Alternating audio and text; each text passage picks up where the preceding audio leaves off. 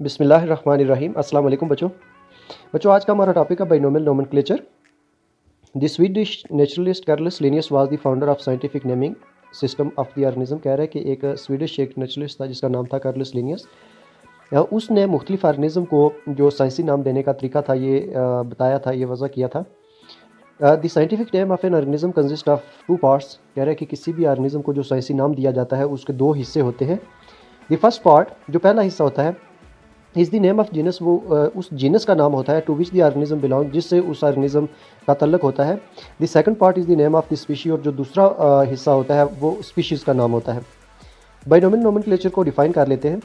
The system of scientific naming of the organism. कह रहे हैं कि किस ऑर्गेनिज्म जो मुख्तलिफ जानदार होते हैं उनको जो साइंसी नाम देने का सिस्टम है इज़ कॉल्ड बाइनोमियल नोमेनक्लेचर, उसको बाइनोमियल नोमेनक्लेचर कहते हैं।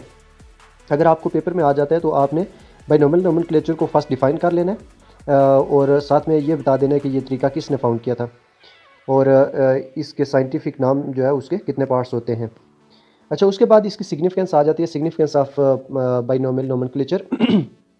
इन binomial nomenclature two organism have can not have the same name. कह रहा है कि बाइनोमियल नोमेनक्लेचर में कोई भी जो दो ऑर्गेनिज्म होते हैं उनका नाम कभी भी एक जैसा नहीं हो सकता।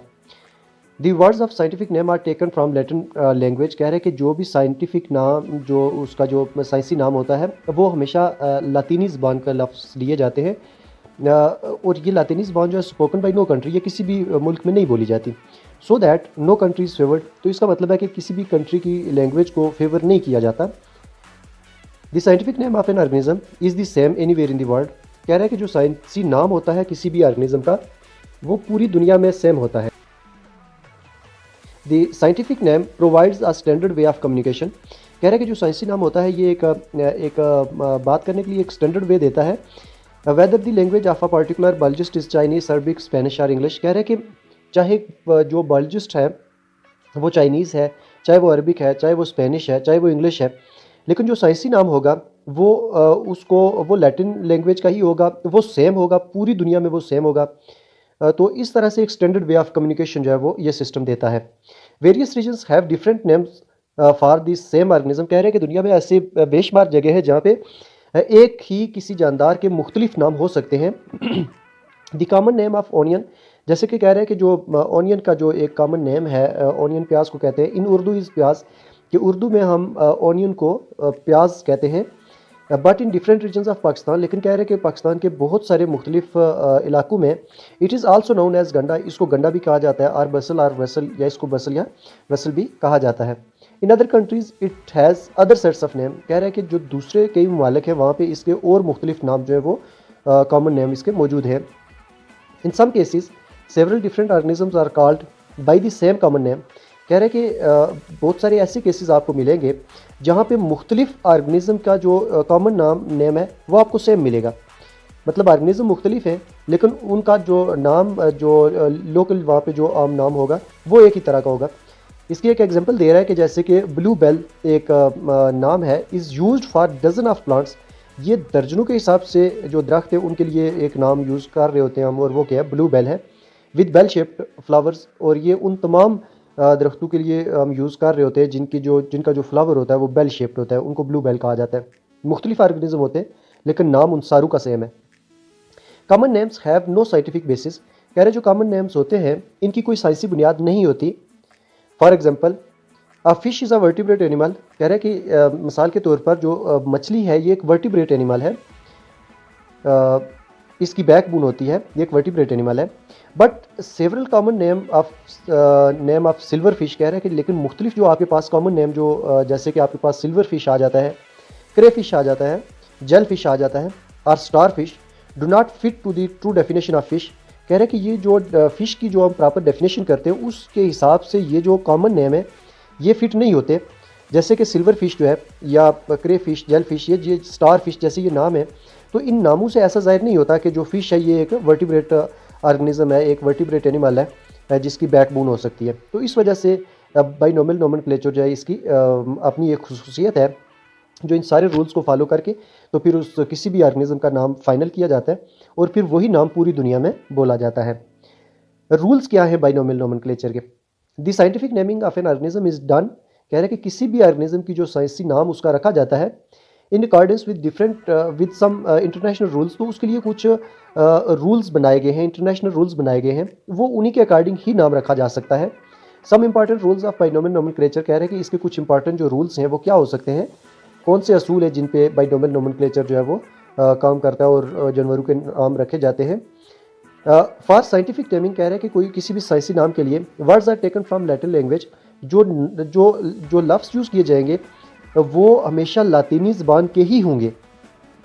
Every scientific name has 2 parts, जो भी साइंसी नाम होगा उसके हमेशा 2 हिस्से होंगे, वो हम ऑलरेडी पढ़ चुके हैं। एक जीनस होगा फर्स्ट और दूसरा जो है वो स्पीशीज़ होगा।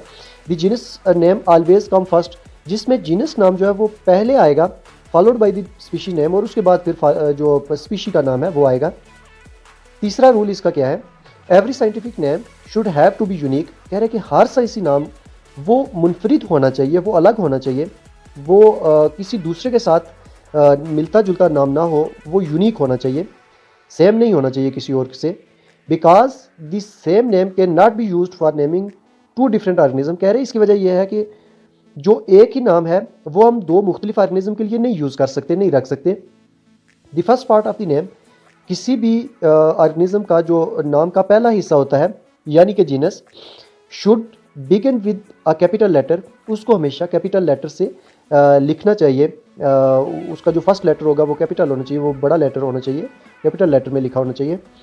The second part of the name, और जो सेकंड पार्ट होगा यानी स्पीशी का नाम, should begin with small letter, वो स्मॉल लेटर से लिखा होना चाहिए। At the time of printing of a scientific name, कह रहे हैं कि जब भी किसी साइंसी नाम को प्रिंट किया जाए, लिखा जाए, it should be typed in italics, तो उसको इटैलिक्स में टाइप करना चाहिए। इटैलिक्स जो है ये लफ्ज़ों को लिखने का एक स्टाइल होता है, तो कह रहे हैं कि इटैलिक्स जो स्टाइल है उस स्टाइल में इसको टाइप करना चाहिए।